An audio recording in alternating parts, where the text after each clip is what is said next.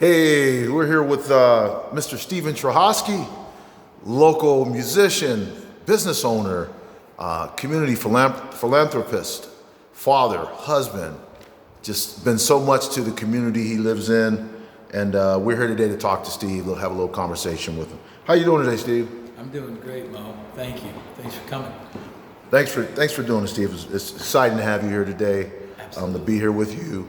Let's start off with. I noticed that, like, even myself, I've done a lot of events over the years in the community and helping the community. And I always ask you, and I see you doing other events, and you always seem to willing to lend a helping hand.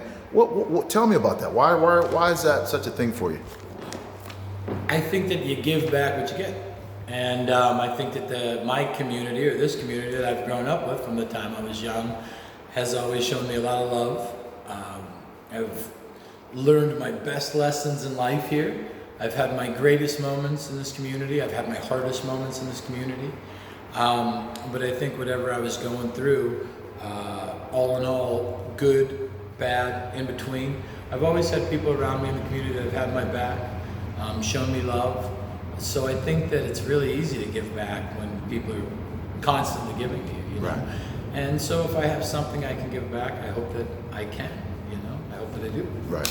And that's probably, I'm sure that's because people see that you're so willing to give, they're just willing to help you at any time, or, and it goes back and forth, right? Yeah. You know what I mean? Yeah. I think people always need help. Yeah. You know, we're always looking at a new situation or a new tragedy, a new accomplishment. Even, we've gone and done benefits for good things. Right. Every benefit's a good thing, but we've gone and done them for people that are raising money to start something, Right, exactly. Or something, something along those lines. So I think that it can work in multiple ways. Different ways. Different ways. So Steve, let's go back a little bit. Where'd you grow up at, and what are some of your greatest memories of your childhood or your teenage years you want to share with us? Well, I grew up in Mill Creek, over by McDowell High School, kind of up behind Kmart, I tell people, off there on 26th Street. So my mother and father built a house up there in the mid to late 60s, and they raised a family up there. And it was great.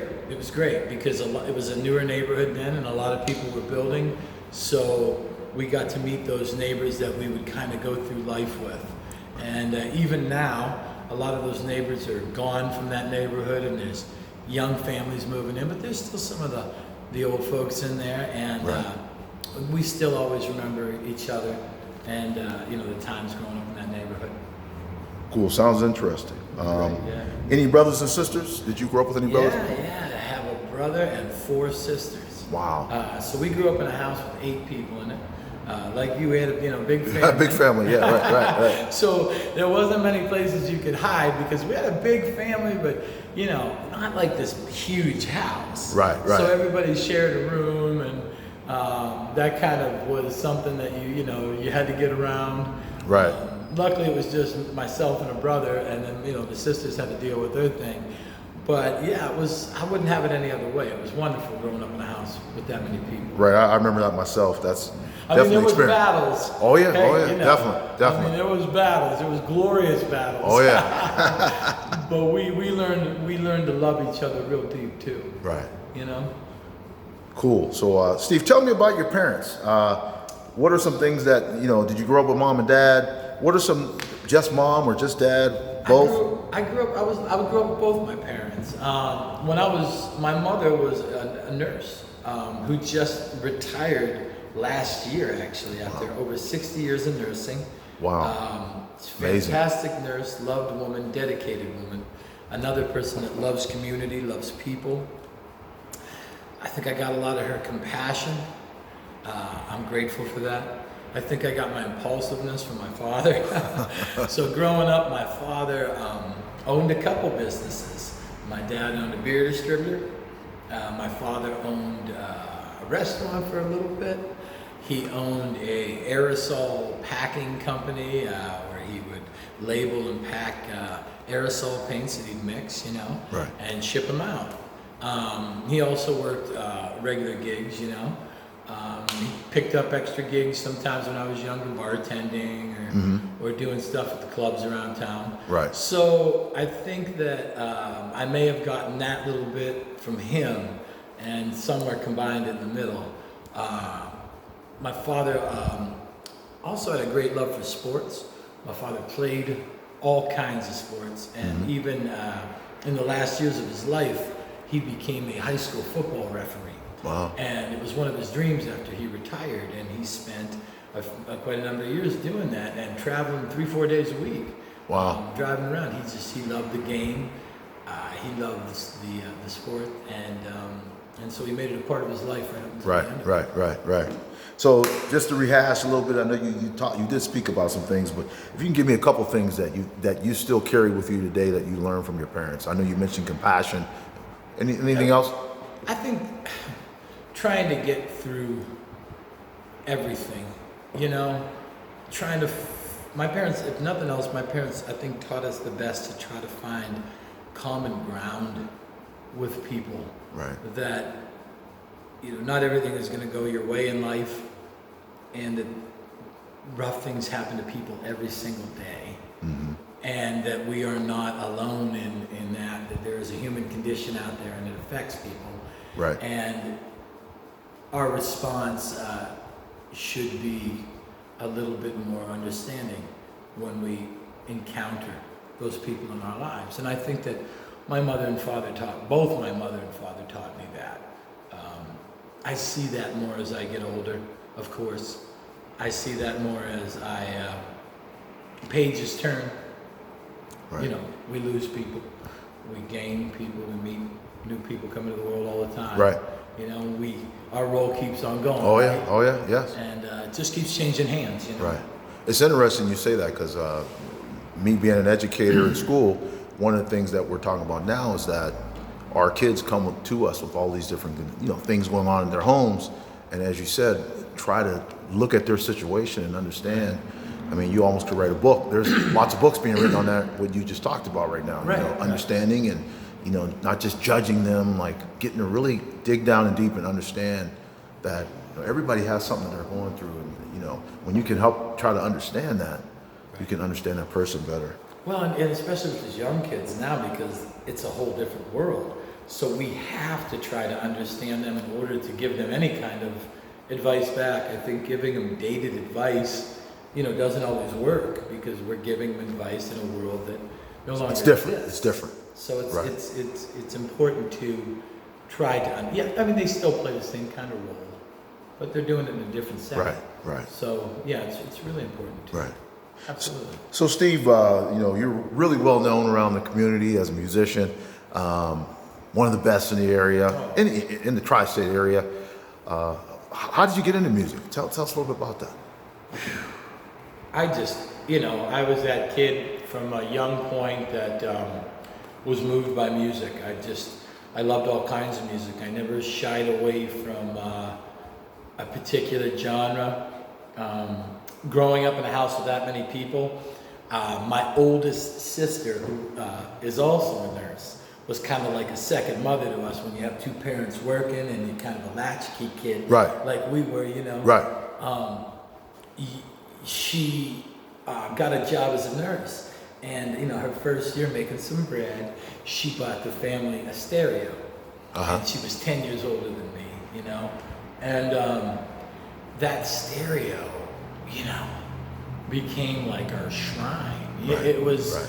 We all had get different albums, and I remember with that many people, I'd go in and sometimes there would be a note written on the stereo where somebody was reserving it, between this time and this time. Right. And it was like, oh, okay, that's how we had to do it. We had to form that. Right. And I think that was just an immediate love. I would lay between the speakers on the floor back then, and Just listen to it. I Take would it all shut in. everything out.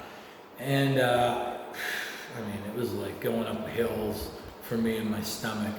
I knew I loved it. I loved lyrics. I loved melody. I loved, everything that was coming at me. And after that, videos came. Okay. Yeah. MTV. Came MTV. out. Yeah. And so we were visually seeing these people, and that was impressive, right? They were, you'd see Michael Jackson doing these amazing videos. Right. And you'd see rock concerts. Police, the Madonna, Police, Adam different and the people. Ants, Yeah, Devo, yeah. Blondie. Right. It didn't matter. Lionel Richie. I mean, Everybody. it didn't matter. They were all there, and they were songs that you wanted to hear, and it had a big influence, a huge influence on me. We would mock, mock the bands that were playing. Right. And eventually, buy cheap instruments. Some guy down the road had a 2-string bass or something. You'd give $10 for it or something, and you pluck around on it. And I think then I started getting into my teens, and I started looking where the music was. And John Vanko would have a lot of things going on in this building, as a matter of fact. I would see shows here that, because I was young, I couldn't get into bars. And then later on, a guy named Frank Singer, who's a fantastic musician, who's one of the best musicians Frank, around. definitely. John and Frank are two legends. No, right. And Frank had a band down at the old Smuggler's Wharf. And I could stand outside and listen because there was an opening in the window. And he would come outside on his breaks and hang out with me and maybe smoke a cigarette, and we would talk. And that led me to taking some lessons from him. And which led me to eventually start looking to study jazz and to play jazz. And what happened was there wasn't a ton of jazz players in the area, and I was young, so I really didn't make my bones at all. Right. And then I was lucky that a couple people kind of took me in, like Frank took me in and said, "Hey, if you got a gig, I'll play with you." Really? Wow. All right, That's man, amazing. I'm going to get a gig, Yeah. So I went and got some gigs. And then Mary Alice Brown took me in on probably my first real professional gig. Charles Ventrella, invited me to play some gigs after that. And Dick Bowling, one of the first bands I played in was Dick Bowling, who of course ran World of Music and owned World of Music. And I got to play in his Monday night stuff. And it was, my mother would drop me off at the store and we'd play in front. And it was really exciting, I was just trying to absorb. You were getting it all in, man. You were Yeah, getting some experience with really good people, I was just too. trying to absorb everything, and there was big concerts at the museum all the time, and then I'd get done with there as I got older, and I could go over to Docksider, and Right. Right then and there that was unfolding, and so it was really a dynamic time when we were coming up for music in the city. Right. Man, that's a great history. Yeah. So Steve, I mean, you're like super talented. I come to your shows and I'm just always impressed with the precision and just, all the guys that you put together and different people. And it's always amazing, the dynamics and everything. And you obviously, you could play any genre of music you want. You could pick up and play anything. But you chose jazz. Like, why? I'm always interested in, like, why jazz? What was it for you, man? I just think that we had a richer heritage of it around here than people gave it credit for. And I was so inspired every time that I would go and see a jazz band you could call it, or even just more of an improvised music ensemble. Free, just something expressing that was yourself. a little bit more free. It was kind of like when you're playing in a rock and roll band, which I love playing all genres, you kind of have a part, Right. And that part, you can, depending on the situation, you can venture from. But if I play, when I'm playing this other music, this improvised music, I may play with a piano player one night and do a song, and then the next night I may be playing the same song with a different piano player, and he's going to approach this song completely different, and we're going to have a whole different conversation. And music's a language to me, and I'm kind of even in my own language. I grew up reading literature too. I loved literature, so I became a reader. Right. So I do like stories, and I like words, and I like sentences. I loved great writers in music, but I always had kind of a slang element to my English. It wasn't the best at it. Wasn't straightforward. It wasn't straightforward. Right out the book, you right. know, and I wished it could be better, but it was what it was. So what I did with my own language and music was I kind of walked off a cliff, and I decided to create what I felt while still trying to obey some of the rules. But I try to be an honest leader. I try to look for guys who have phenomenal strengths. And I think that I find that in players. And I think that they have to be given more credit towards how good I look. A quarterback can throw the ball, right? But it's like, what someone's going to do once that ball is released is where the real action comes in. Right. You can look like the star of the game, but there's a lot of guys that are doing a lot of amazing things. And watching their move depends on your move. So I find highly skilled guys. They never seem to question me, at least not to my face. You know that. Yeah. But they walk off that cliff with me, and they try to understand, and they try to listen, and they try to make us sound the very best we can. Right. So I think a quality of being a good leader, or quality of being a good known leader, is that I am surrounded by the strength of good people that I think help me be that. Right. Really. Right. You know? Right. And that's the cornerstone, like you said, the quarterback. It could be great, but if you don't have people around you, you get them the ball and let them work their magic, right? And then other guys, blockers, and everybody's it all helps. Everybody's got this, this game, and it's regardless of whether it's free or organized. We look for strategy. Right. And strategy comes in strong people around you. Right. Great. That's good stuff, Steve. As a musician, you've always mentioned things like, always hear you talking about creativity, expressing your own music, your own feel. Can you say a few things about that? I mean, like original thought. I always hear you saying stuff like that. I think that no matter what, we have to do two things. I always see the old argument with originals and covers and originals. I think you have to learn to walk before you can run. The old saying. Right. And so we do learn. Why can you play multiple genres of music? Well, because I learned from listening to songs, and I learned from these people that were around me, and I learned when I sit down, and just like you, I turn on the stereo, or I turn on YouTube, and I listen, and I imitate, and I emulate. Right. There was some guy that once told me, emulate, innovate. Sooner or later, see what you could do with this. See where your voice falls in. What can you add or subtract from this? You're not always going to be as successful as somebody that's laid this down, but they were part of that magic moment, So I think it's important at some point in time to see what you've learned from that.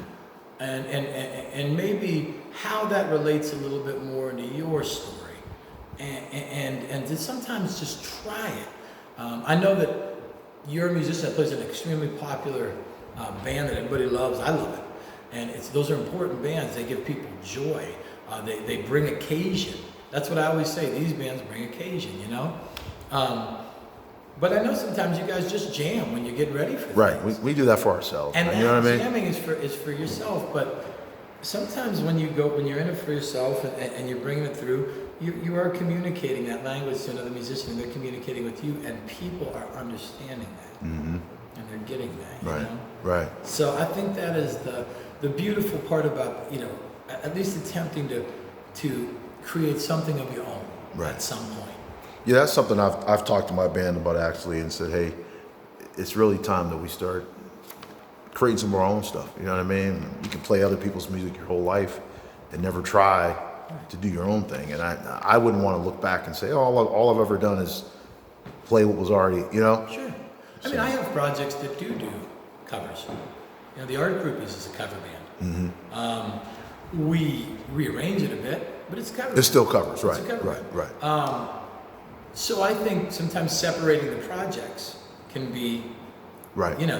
It's like the Breeze Band is this band. This is Right. this is what we do, and this is who we are, and this is what we're loved for. And Mo and the Magic Men, are over here. Something different, right? Something Right. different. That's what we had a blues band, and I would tell those guys, hey, when we do the blues thing, I don't want to do what we do in the Breeze Band. Right. I don't want it to be the same because the people who come and see us, they want to see blues, jazz, smooth jazz that we're doing. They don't want to hear And you want to express something that different, music. right? Right. Yeah, Right. I'm with you. I'm on Right. the same page. Yep. So let's move into. I'm gonna ask you one more question about that. If you could just talk real quick, Steve, about I've come to your shows and I noticed that you have really a good way with words, like between songs. That's almost an art, like listening to you just talk, like during your gigs. How did you develop that? Like the ability to just speak, sounds so good, it connects with people. How did you develop that? I don't know. I mean, I've been there, Steve, I've and always you been- always just have a way of introducing the songs, setting the mood. I remember being in high school and we would go out with buddies on Friday night. And we would end up somewhere like a Taco Bell or something, grabbing a bite in between going to a football game or doing something along those lines. And we would sit down, and my one buddy would say, every time we sit down, you're so weird. You talk to all the adults around us. And I said, yeah, I just felt like I could fall into conversations, and I liked talking to people. You storyteller. I was a storyteller. I like stories because real things happen in life, and they're not just things that happen in your mind. I think also that I spend a lot of time doing things. Like if I get a impulse for something that I want to do, You do it, right? Yeah, You make it happen. I try. I have not always batted 1,000, but I try. I try to see something, and sometimes I don't even see it. I think it, and then it's a blank, and it's here, and then it's like, well, what do I do with it? And you have to grow from there, Right. and learn, of Right. course, because they're new ventures. It humbles you, can shock you a little bit, can disappoint you a little bit in your own self, humble you. But all in all, in the end, it's a joyous blessing that all these things have come into my life, whether they are, here to financially help me get through life and spiritually or artistically, all the above, or whether they are here to learn a lesson about who I am, whether they're here to help other people. I'm going to let the universe decide that. I'm just going to kind of keep going with these, visions, thoughts. Right. And I think that's probably maybe one of the reasons why people are so, like you said, people jump off that cliff with you. You said in music, because they see that skill in you, that he's willing to put something together, and when he says he's going to do it, he follows through. See, a lot of people say stuff and it never happens. You seem like a guy who, when you put your mind to it, like you said, you're going to make sure and try to make sure it happens. I try to make sure. I've disappointed a few people in my life, for sure. But I've learned from those disappointments too. When you bite big, there's times you're going to bite off more than you can chew, and it's learning to let go and learning to subtract as we get older. That I think ultimately brings us a little closer to happiness and understanding maybe that things can be a little simpler than we think. Don't have to feel all the hard times all the time. Right. So Steve, I know you're a husband too. So amongst other things, one of the most important things is your husband. So what's marriage like? What are some keys to a successful marriage? What about being a musician, man? Like being married and being a musician. Tell us what's marriage like? What are some things that you think help a successful marriage? I think that being with someone, like I said, just like a musician I believe in being with people that are better than you. I believe in playing with people that are better than me. I believe with being around people that are better than me, because I know it sounds ridiculous, but I truly think that so many times Elena's made me come up to her level. I don't ever remember once having to stoop down to hers, but I do remember a few times rising up to her level, her having to pick me up. I think the secret to a successful, at least for me, to this successful, we have such a bigger connection. We work together, we create together, we bounce ideas off of each other. So we're with each other all the time, sometimes, night and day. And a lot of people are like, "How do you work with how you work with your spouse, right?" How do you? And it's because I feel like we can move mountains together when we're in the right space, and because I've watched us, she makes me feel like that, and I've right. watched us beat down barriers that seemed impossible, really, impossible to even be in the situation, but impossible to get through it. Right. And man, she's just lifted me up. Now she's an artist too, right? Your wife's an artist? Yeah. I see some stuff behind you there. Is that something she made? Or? All this stuff behind you is everything she made. All this behind me. She has a show in here right now. She's a wonderful artist. She's got pieces all over the world. She works hard. She's the hardest worker I know. Yeah, I see some of this beautiful stuff she creates. Yeah. So Steve, you have kids of your own too. What do you love about being a husband and a father? What do you love about being a father the most, would you say? What's great about that?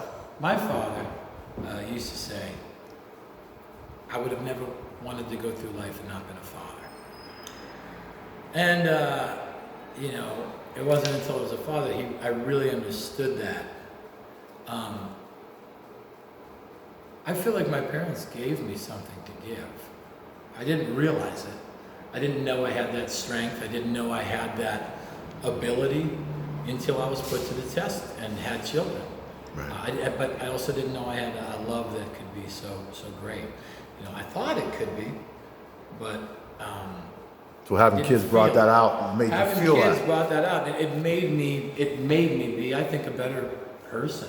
And as they grow and they find their own good and bad, I have to rise, to that next level and try to be a little bit ahead of the game, as much as I can be.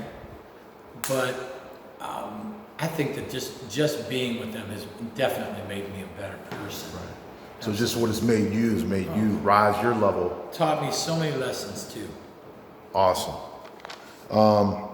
So Steve, I know, around the Erie community, I know within the last couple of years, you guys experienced like a tragedy with one of your children, and you want to tell us what happened there? Or?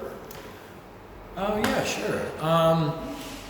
In 2019, my son was shot, and it obviously was it was in right in the vicinity of our home, the area of our home. So he ended up back at the house, and it was just kind of surreal. Even thinking back about it now, and it doesn't even feel like my life in a way. It's one of those things at the moment is so filled with kind of horror that I think the universe has to put you in this place of kind of putting its arms around you and removing you a little bit from it to deal with it. It was definitely the hardest thing that we've ever gone through. My son was shot right below the rib cage, and it destroyed his duodenum, which is the head of the small intestine, and it severed his liver, and it ricocheted off his spine and fractured 2 vertebrae. He still has the bullet down in his hip. So it was an extensive rehabilitation, long surgery. On top of it being the worst time of my life, I don't think I've ever experienced the amount of love that I was shown.